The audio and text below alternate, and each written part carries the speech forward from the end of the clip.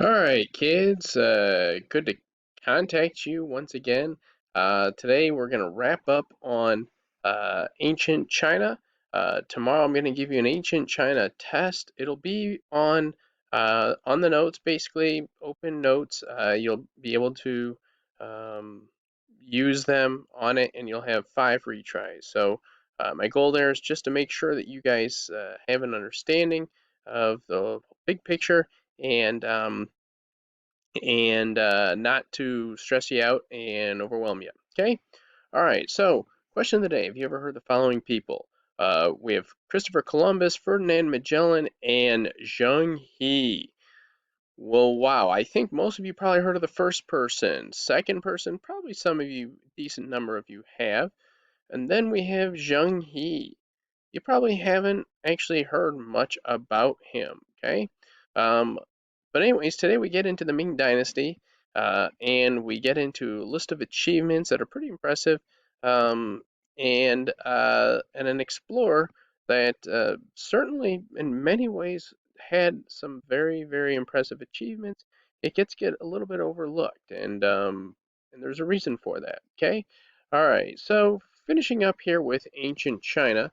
The final dynasty we talk about is the Ming Dynasty. It's not actually the last dynasty, but we pick and choose what we can cover, so we don't spend a whole year on China. So we do cover the Ming Dynasty. But anyways, the Ming Dynasty overthrew the Yuan Dynasty, which was the last of the Mongols.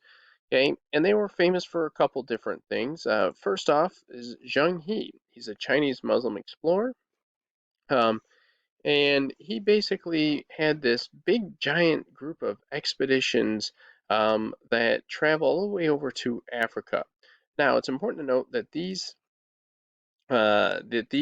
expeditions had like 60 ships and about 25,000 people.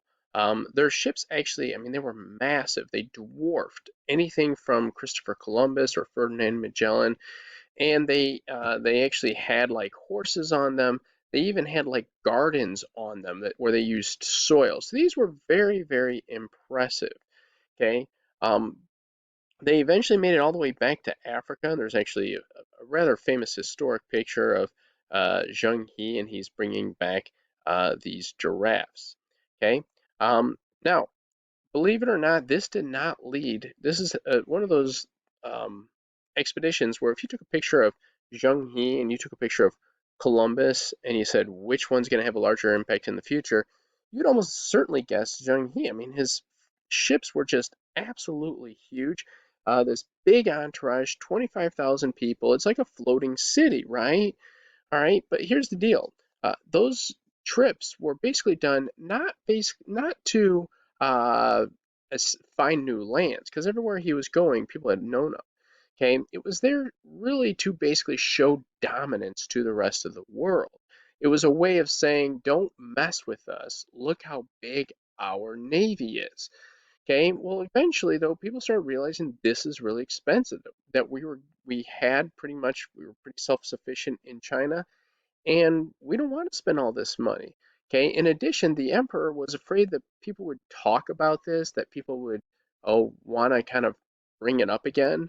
Okay. And restart these expeditions. So what they do, they actually destroyed all the records of this. Okay. All right. So basically, because of this, Zheng He and his expeditions, even though they were bigger, even though they actually technically traveled further than Christopher Columbus, are not all that well known. Okay, still very notable though when you realize that this man traveled further and had more people with him than Christopher Columbus. Okay, all right. Now during the time of the Ming Dynasty, there were some other building projects. Okay, they took that wood from the uh, from Zheng He's ships, actually, they believe, and they actually they extended Kubli's old palace, the Forbidden City. Okay, and today that even exists. So it's a huge tourist trap in Beijing today. The Forbidden City, where basically the elites of China lived. Okay, all right. And then they also rebuilt the Great Wall. Today, if you go to China, as I mentioned before, the Qin Dynasty from, I believe 200 BC was the first ones to create the Great Wall of China. But in all honesty, um, if you went to China and you were on the Great Wall, it was almost certainly built during the Ming Dynasty in 13 or 1400s. Okay, so anyways, that's kind of the Ming Dynasty in a nutshell. It's important to note too that after Zheng He's death, China did not trade very much with foreign countries. They did a little bit, but they largely kind of stopped this. And we're going to get into modern China after this unit. And I do want to point out that that lack of trade, that decision to not explore, it's kind of like Bill Gates coming to you in 1980 and saying, "Hey, I have this cool company named Microsoft," and you saying that that's kind of a dumb idea because trade and exploration is going to be really key to becoming a powerful nation. So even though the Ming Dynasty is a powerful dynasty and a dynasty that has a great deal of achievements, this decision to not explore, uh, to not really build trade networks with other nations, that is actually going to come back to haunt China.